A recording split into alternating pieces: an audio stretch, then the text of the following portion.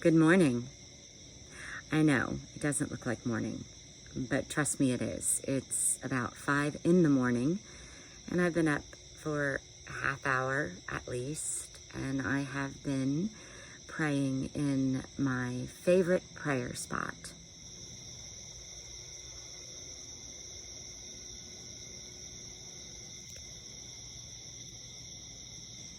I do this at least 5 days a week. On Saturdays and Sundays, I do it a little later, but I always plan my day around prayer. So today I was reading the scriptures and I was just putting myself in the place of Peter. There he is. They were fishing all night. Just in case you didn't know, they fished at night because it was cooler and their weather was very hot. So he just rolls up in his boat, exhausted and totally discouraged. They hadn't caught anything. Now, if I were Peter, I'd probably be thinking, how am I gonna feed my family? I didn't catch a single thing. What am I gonna do today to pay the bills? And I'm sure that he had a lot on his mind. And on top of that, after a long day's of work, he was probably just flat out exhausted. And here comes Jesus.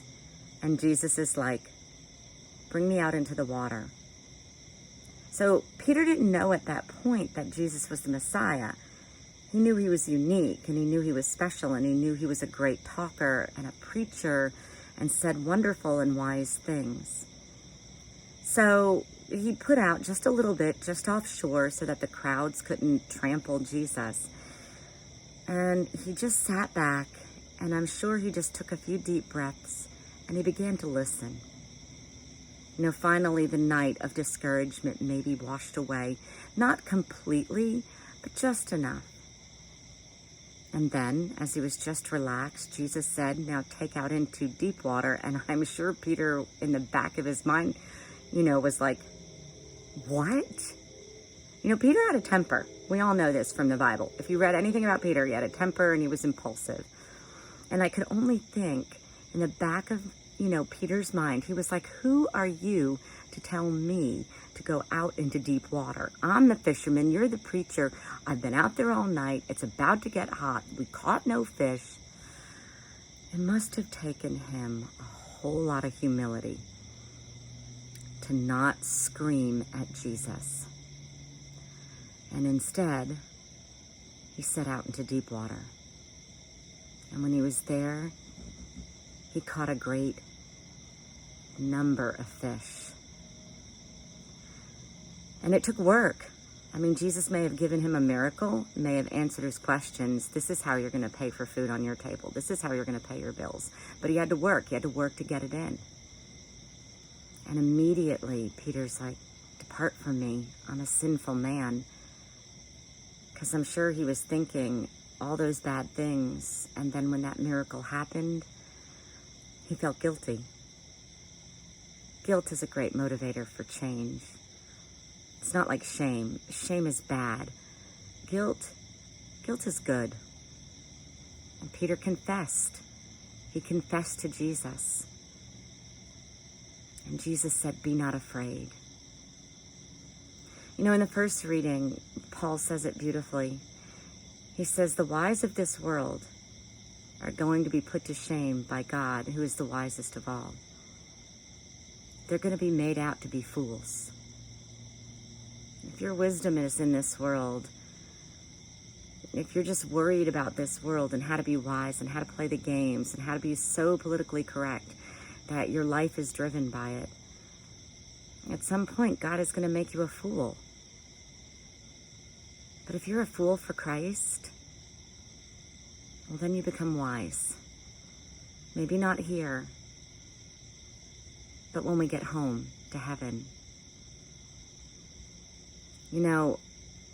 I work in an environment that is very challenging. I work with teenagers, and I try to teach them and you all that in order to get to heaven, you just have to abandon this world. You have to do what Christ would do, and not what this world would do. And when you do that, you start to think, would Christ be watching this video? Would Christ be listening to these people as they belittle someone? Would Christ be scared to speak up right now for the truth that life is important? But when you do that, you're a fool. A fool in this world.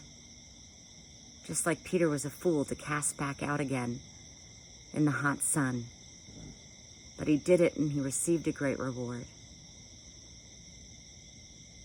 Be not afraid. The world is not always your friend. Oh, it's beautiful. And see the beauty of the world, the created world, the mountains, the ocean. The things in this world that God created are so beautiful. But are we driven by the TikToks of the world, the YouTubes of the world, the Netflix of the world? Are we driven by the ugliness of the world or the beauty? Because if we're driven by the ugliness of the world, which we may be convinced is beautiful, God is going to make us feel foolish. So I say, let us live in total peace and be children of heart. Love God like tiny children. Skip in the fields, catch the butterflies, lay in the grass, look at the skies, make pictures of clouds, and enjoy His world, the created world, the beautiful world. And if that means we lose a few friends, not to worry, we'll find the right ones. Let us be fools for Christ and not made fools of because of the world. Does it sound impractical and unwise? Well, I bet Peter thought it was, but he trusted. I think he's a great example for us all. Be a fool for Christ, trust in the Lord, and set out into deep water. You never know what you'll catch.